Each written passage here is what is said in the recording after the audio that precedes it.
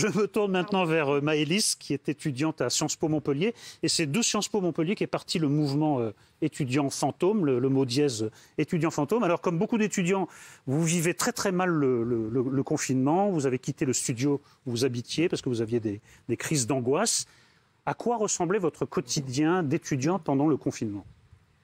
Alors, le quotidien, en tout cas le mien pendant le confinement, le premier confinement, je pense qu'au départ, on l'a tous pris un petit peu comme quelque chose qui allait être agréable, en fait, un temps de repos, parce qu'on nous annonçait 15 jours.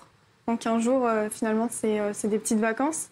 Donc jusque-là, c'était assez gérable. Et puis les 15 jours se transformaient en un mois, qui se transformaient en un mois et demi, qui se sont transformés en 2 mois, qui nous ont fait passer, du coup, pour la première fois, nos partiels à distance. Mais qui était dans un cadre du coup de confinement général où en fait vraiment tout le monde était dans la même situation. C'est un petit peu comme si le monde s'était arrêté de tourner. Et donc jusque-là, je pense que pour moi c'était assez gérable, même si plus le temps passait, moins on voyait la perspective de l'après-Covid, le monde d'après-Covid comme on l'annonçait en fait à partir de mai quand on serait déconfiné.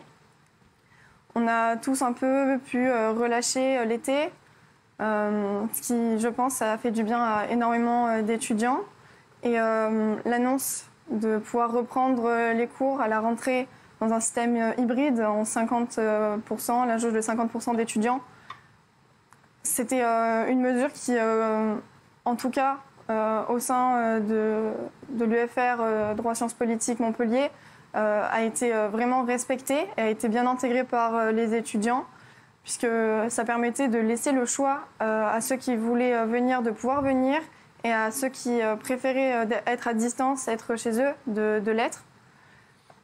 Mais le problème, c'est que cette opportunité, elle nous a été coupée très rapidement, au bout de 3 semaines de cours pour nous, ou 4, je ne sais plus exactement, mais vu qu'on était de toute façon 1 semaine sur 2, ça revient à pas beaucoup de temps au final sur place. Mais c'était un temps qui avait vraiment été apprécié par les étudiants, on respectait vraiment. Et c'est pour ça que c'est dommage quand aujourd'hui on nous présente comme une population, parce que les étudiants sont maintenant catégorisés comme une population qui est responsable en partie. On nous met un peu cette culpabilité sur le dos. Vous savez pourquoi on vous considère comme une population ? C'est que là aussi, on n'a pas vu venir la crise. Ah mais exactement. On a pensé à des catégories qui allaient beaucoup souffrir du confinement. On n'a pas pensé aux étudiants. Or, exactement. Le malaise est très profond. Vous n'êtes pas la seule étudiante à être affectée. Ça s'est vu. Hein. Oui, mais quand est-ce que vous avez utilisé l'adjectif gérable ? Quand est-ce que c'est devenu ingérable pour vous ? Quand est-ce que vous avez trouvé ça insupportable ? Pour moi, c'est vraiment devenu ingérable et insupportable à l'annonce du deuxième confinement. Le jour où le gouvernement a annoncé qu'on était reconfinés. En plus, on avait un délai beaucoup plus court, il me semble, que le premier pour s'adapter. C'est là où je me suis dit non, c'est pas possible, on va pas retomber là-dedans. Parce que cette fois, on savait en fait que ça allait durer longtemps. Mais il était moins radical pourtant le deuxième. Oui. Pour les étudiants, non, puisque du coup, on avait des dérogations multiples tous. Nous, on avait tous les cours à distance. Oui. Et du fait qu'on ait les cours à distance, on n'avait plus que ça en fait à faire de la journée. Donc pour le reste de la population, le deuxième confinement, oui, a été vécu comme plus laxiste. Pas pour les restaurateurs, pas pour la... Oui, bien sûr. Non, mais je veux dire pour une partie quand même déjà un peu plus large de la population, puisque dans la revendication actuelle des étudiantes, on ne remet absolument pas en cause qu'il y a énormément d'autres... Mais pendant ce confinement, vous restiez entièrement chez vous, il n'y avait plus du tout de cours. Le premier confinement, je suis absolument restée chez moi. Et le deuxième ? On entend les épidémiologistes toute la journée, mais pas les neuroscientifiques. Alors, ça fait partie quand même de la médecine, le cerveau. C'est ça qui est quand même fascinant dans cette histoire. Le cerveau est le grand oublié des dégâts collatéraux du Covid. Or, le Covid s'attaque aussi au cerveau sous la forme de la dépression, du désespoir et du pire. Et d'autant que je regardais des chiffres, quand on regardait la crise de 29, qui était une crise économique très marquante, c'est en 1930 et 1931 qu'on a eu des taux de suicide qui ont explosé. Quand on a eu la crise de 2008, donc européenne en France, c'est en 2009 et 2010 que les taux de suicide ont explosé. Ça veut dire qu'on ne se sert pas de l'analyse que l'on peut faire des après-crises pour gérer la crise. Beaucoup de gens avaient fait faillite. Ça veut dire que si on n'a pas le taux de suicide qui explose, parce que c'est ce que disaient les chiffres aujourd'hui, ça ne veut pas dire qu'en 2022-2023, on n'aura pas un contre-coup et une explosion. Oui. Et ça, il faut peut-être un peu l'anticiper aujourd'hui. Parce que beaucoup de gens avaient fait faillite aussi en 29. Bien sûr. Faut pas l'anticiper un peu aujourd'hui, ça. Bien sûr. Mais ce que je voulais dire aussi, c'est que pour les étudiants, la jeunesse est caractérisée actuellement par l'habitude de l'immédiateté. L'immédiateté par tous les moyens modernes de communication. Et tout d'un coup, c'est un arrêt. Un temps d'arrêt. Donc, ils sont complètement déboussolés par ce changement de programme qui s'impose du jour au lendemain et pour une durée indéterminée. Donc, non seulement il faut attendre, mais on ne sait même pas pour combien de temps par rapport à l'immédiateté dans laquelle ils étaient formés jusqu'à présent. C'est ça. Et en plus, donc, pour être la meilleure antidote de la dépression, c'est de pouvoir se projeter. Là, on ne peut pas se projeter. Parce que pour se projeter, il faut 3 éléments qui, justement, manquent. C'est le lien avec les autres, se sentir alors que ça manque, puisqu'on est isolé. Deuxièmement, se sentir en sécurité, or c'est l'insécurité. Et troisièmement, se sentir valorisé, or on a tendance un peu à se déprécier parce qu'on n'a aucun contact avec les autres et on ne produit rien. Donc ce changement de programme entre l'immédiateté et l'arrêt est une source de... C'est comme si brusquement on vous demande de parler une autre langue en un jour. Bon, Maëlys acquiesçait, mais comment vous avez réagi à cette situation? Vous avez cherché de l'aide auprès des médecins, auprès des psychologues? Alors moi, je me suis tournée vers l'équipe administrative de mon UFR. J'ai vraiment la chance d'être dans un petit UFR, comme on dit, une université à taille humaine. Et je pense que ce n'est pas la chance que tous les étudiants peuvent avoir aujourd'hui. Et c'est vraiment ce qui s'est ressenti dans les centaines de milliers de témoignages qu'on a pu recevoir, qui étaient tous à la fois similaires, mais à la fois avec... le même terme qui revenait, c'est mais moi, je suis pas pire. C'est pas moi le pire. Je suis pas pire que les autres. Et du coup, on prend plus en compte la souffrance et l'anxiété, le stress, l'inconnu vers lequel on nous mène. Et c'est ça. Ça veut dire qu'on a recours à des médicaments dans ce cas-là? Pour ma part, c'est ce qui s'est passé. C'est-à-dire que j'ai commencé à avoir un suivi psychologique au sein de mon université. Et parallèlement à ça, je suis allée voir un médecin pour lui faire part aussi de ma situation. Et j'y suis allée en étant dans un état anxieux déjà de base. Donc il a pu me voir, on va dire, sous un mauvais jour, entre guillemets. Et donc c'est là qu'il m'a prescrit... des anxiolytiques et des antidépresseurs. Ça, c'est des gens qui vont mettre des années à décrocher des antidépresseurs. Antidépresseurs que je n'ai pas commencé. Je ne le souhaite pas. Parce que je n'ai... C'est bien. J'ai lu toute la notice et ça m'a un petit peu rebuté, on va dire. Donc... Vous n'en avez pas besoin, Maëlys. Non, tu n'en as pas besoin. Ce que je voulais vous dire, c'est que... J'ai une question à vous poser sur étudiants, Pardon, oui. 31% des étudiants montrent des signes de détresse psychologique, contrairement à 20% pendant le reste d'une année universitaire. 2 questions. Qu'est-ce que vous attendez demain de Jean Castex qui va recevoir le milieu universitaire? Et deuxième question, est-ce que vous allez vous mobiliser le 20 janvier pour la réouverture des universités? Attendre quelque chose de Jean Castex, c'est un oxymore. Hein. Non, j'ouvre juste une parenthèse pour dire que la ministre de l'Enseignement supérieur, Frédérique Vidal, a promis qu'il y aurait plus de présentiel, donc de cours directs, et qu'il y aurait des tuteurs qui s'occuperaient en effet des gens en difficulté pour qu'au moins ils puissent se tourner vers quelqu'un. Donc, on est rendez-vous au 25 les 2 questions... avec une présence par petits groupes d'universitaires. Les 2 questions de Christine. Alors, pour demain en même temps que... Alors, demain, le Premier ministre va recevoir le monde universitaire. Qu'est-ce que vous attendez? Et le 20 janvier, est-ce que vous allez manifester? Moi, pour l'ouverture des universités. Alors, bien sûr que j'aimerais manifester. Si une manifestation s'organise sur Montpellier, j'aimerais y prendre part. Ce sera à la veille du début de mes examens, de mes partiels pour ce semestre. Un semestre qui est décisif pour les 3e années, puisque c'est le semestre qui est le plus pris en compte pour nos masters. Et du Premier ministre, j'attendrai, si possible, qu'il prenne plus en compte la volonté de nos doyens d'université qui nous connaissent, eux, qui connaissent mieux leurs étudiants, qui ont des moyens, en fait, de discuter avec eux et que des solutions soient prises selon selon les promotions, selon les filières finalement. Au cas par cas. Puisque toutes les filières en fait ne sont pas les mêmes. On a des filières, je l'entends, où il y a 8000 étudiants.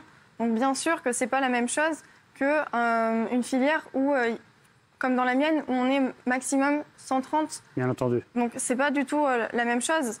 Et ça, il faudrait qu'on leur laisse cette liberté, puisque eux sont au courant en fait de ce qui se passe. On peut être dans un RER bondé, docteur, bondé, archi bondé. J'en ai pris un tout à l'heure. Karim, je veux que tout le monde s'exprime. Donc ne relancez pas le docteur, Karim. À 1 mètre d'intervalle avec un masque, alors qu'on est la population la moins vulnérable. Karim, ne relancez pas le docteur, j'aurais que tout le monde s'exprime, ceux qui ne sont pas beaucoup exprimés, donc Rokhaya et Malek. Alors moi j'ai une question qui porte plutôt sur vos études. J'ai lu que depuis le printemps 2020, un étudiant sur 6 avait renoncé à ses études. Il y a d'autres problèmes qui sont aussi relatifs aux étudiants, la question de la précarité économique, parce que beaucoup d'étudiants ont perdu leur job alimentaire du fait de la fermeture des commerces. De nombreux étudiants vivent dans des lieux extrêmement exigus qui amplifient le sentiment d'isolement. Donc je voudrais savoir si vous êtes parvenu à suivre votre cursus normalement et si vous avez été affecté sur le plan strictement économique, parce qu'il y a des étudiants qui sont boursiers, d'autres qui ont besoin effectivement d'un soutien qu'il y ait un job étudiant, certains qui sont soutenus par leurs parents. Donc vous, comment ça a affecté la qualité de vos études? Parce que vous êtes quand même là parce que vous êtes étudiante et il y a aussi cette pression de la réussite académique qui pèse en plus de tout le reste sur vous. Moi, ça a affecté mes études à partir du moment où on est passé au tout distanciel. Parce que le tout distanciel, ça veut dire être potentiellement sur son ordinateur sur une plage horaire entre 8 et 20h30. Avec, du coup, finalement, même pas la pause qu'on peut avoir en temps normal, qui est ne serait-ce que d'aller d'un amphithéâtre à un autre. Pour certains, de pouvoir fumer une cigarette ou prendre un café, enfin décompresser 5 minutes, finalement. Et visiblement, prendre un café semble être un problème. Mais ça a affecté, puisque on n'avait plus l'impression d'être vraiment en train de suivre un cours. On avait l'impression d'être comme si on était sur YouTube, en fait, en train de regarder une vidéo. Et qui aurait envie de suivre une vidéo qui dure 3 heures, puis d'en enchaîner avec une autre, puis encore une autre, puis ensuite, une fois que l'ordinateur est éteint, ah ben non, en fait, il faut le rallumer, parce qu'il y a les devoirs à rendre, et qu'il faut faire des recherches Internet. Internet, il faut avoir un bon accès, en plus, pour... Enfin, ça a enchaîné, en fait, des situations, donc bien sûr, qui étaient déjà présentes. Les étudiants. Ça a accentué les inégalités, bien sûr. C'est ça. Comme Karim, vous pouvez le voir en vrai qu'à la télé. Oui. Malek. Sur les étudiants, en fait, ça fait de longues semaines, pour ne pas dire de longs mois, que le gouvernement, en tout cas, n'a pas voulu entendre. Et aujourd'hui, c'est en train d'exploser à la tête de tout le monde et on est en train de se rendre compte de ce qui se passe. Sur la précarité, il y a déjà des étudiants qui vivent dans une extrême précarité, des étudiants qui vivaient d'un petit boulot, souvent dans la restauration, pour survivre, et qui aujourd'hui là, c'est terminé. Avoir ce petit boulot. Malheureusement, oui. Et aujourd'hui, qu'est-ce qu'on leur apporte en solution? Alors, des mesurettes, oui, j'entends les repas dans les restos U, etc. Mais on voit bien, c'est pas suffisant. Sur les conditions d'études, moi, on reçoit tous des témoignages de Français, c'est la force de Balance ton poste. J'ai reçu des témoignages d'étudiants il y a quelques semaines, d'étudiants parisiens qui ont passé leur partiel en présentiel avec des cas contacts et des cas positifs dans la pièce, avec des étudiants qui, pour le besoin de passer leurs examens, n'ont pas voulu déclarer qu'ils étaient positifs ou cas contacts. Je trouve ça, mais aberrant. Et je voulais poser la question à Maëlys. Je me permets de te tutoyer. Tu passes bientôt tes partiels. Est-ce que tu les passes en présentiel ou en distanciel? C'est important de savoir. Je les passe en présentiel. Et pour rebondir sur ce que tu dis, tu peux y aller. Sur ce que tu as dit, on a reçu effectivement des messages aussi d'étudiants qui avaient passé leurs examens dans de mêmes conditions et d'autres qui avaient même publié les réponses de leur administration liées au fait qu'ils étaient malades, qu'ils ne pouvaient pas du coup se rendre aux examens. Et du coup, finalement, qu'est-ce qu'on fait pour eux? Et la plupart des réponses a été vous venez au rattrapage. Sauf que pour certains, dans le cas justement, je ne veux pas tout centrer autour des 3e années, puisque pareil, les primo-entrants, c'est aussi extrêmement déboussolant pour eux de se retrouver après ne pas avoir passé le bac dans cette situation-là d'accueil à l'université. Mais pour nous, pour les 3e années, rendre un dossier à un master, à une autre université, où finalement le dossier est vide en disant non, je n'ai rien fait, moi mes rattrapages seront pour certains dans quelques semaines et pour d'autres à la fin de l'année universitaire, c'est pas possible. Et Maëlys, quand vous avez entendu parler de... Parce que parfois la détresse prend des formes extrêmes, il y a eu 2 tentatives de suicide, il y a encore un étudiant qui est entre la vie et la mort. Est-ce que ça vous a surprise ou en fait autour de vous il y a une détresse telle que ça ne vous étonne même plus? Déjà, rassurez-nous, ça ne vous a jamais traversé l'esprit, quoi. Est-ce qu'on peut dire aujourd'hui que ça n'a jamais traversé l'esprit de personne de dire et finalement si demain je me connecte pas, il se passe quoi? Honnêtement, je pense que beaucoup d'étudiants y ont pensé. Après, il y a une différence entre le penser en se disant ça ferait quoi et avoir la volonté réelle et le ruminer pendant. Non, je pense que le cerveau a inventé l'idée du suicide pour ne pas avoir à la commettre. En fait, ce qui amène à l'éventuelle idée, Merci, bien sûr, Dr. Max. on espère que ça soit le plus rapide possible, l'idée du suicide, c'est quand on ne peut plus, comme je disais avant, se projeter. Alors on a le passé où inconsciemment on ne voit que les côtés négatifs de ce qu'on a eu avant et on ne peut pas se projeter puisque c'est très angoissant les périodes qu'on vit actuelles. Donc un arrêt sur une image, on est coincé en train de passer qui a été parfois difficile et qu'il faut quand même accepter, et un futur qui est plein d'incertitudes et de circonstances actuelles plus qu'anxiogènes. Et un présent étouffant. Donc il y a un arrêt sur image alors qu'on voudrait se projeter, surtout pour les jeunes comme vous. Bien sûr. Et donc on est coincé entre une situation, il n'y a pas de solution. Ils ont la vie devant eux, docteur. Ils ont la vie devant eux. Tu peux te dire à un moment donné, je ne sais pas quel âge tu as. 20 ans. 20 ans, je vais perdre 6 mois, je vais perdre un an. Mais qu'est-ce que c'est dans une vie? Mais avoir des idées, effectivement, suicidaires, je trouve que c'est dramatique. Absolument. Cette jeunesse-là, elle rebat l'avenir de notre pays. Donc, c'est pour ça que... Pardon, mais autour de vous, est-ce qu'il y a beaucoup de gens que vous sentez un peu à la limite, en train de glisser vers quelque chose de grave qui pourrait prendre des formes comme celles que j'ai citées? Bien sûr, avec les témoignages qu'on a reçus, on s'est rendu compte que même au niveau d'une petite promotion, ça prenait des proportions qui étaient plus importantes que ce qu'on pouvait imaginer. Parce que comme je vous ai dit, on culpabilise en fait d'être mal et donc on n'ose même plus en parler finalement. Puisque quand on en parle, on nous dit « Oh mais ça va passer, c'est rien, vous continuez d'avoir des cours ». On nous met ce poids-là. Mais bien sûr, quand je vois que ça en arrive à des tentatives de suicide ou des suicides, puisqu'il y en a eu aussi, il y en a eu à Lyon, il y en a eu à Montpellier. Ouais. J'ai pas fait non plus toute la presse pour savoir exactement la liste, mais je veux dire, depuis le premier confinement, on en voit trop souvent en fait, parce que c'est déjà un de trop finalement. Oui, ça devrait pas arriver qu'à notre âge, comme vous dites, on n'ait plus de perspective d'avenir et qu'on se dise finalement c'est fini.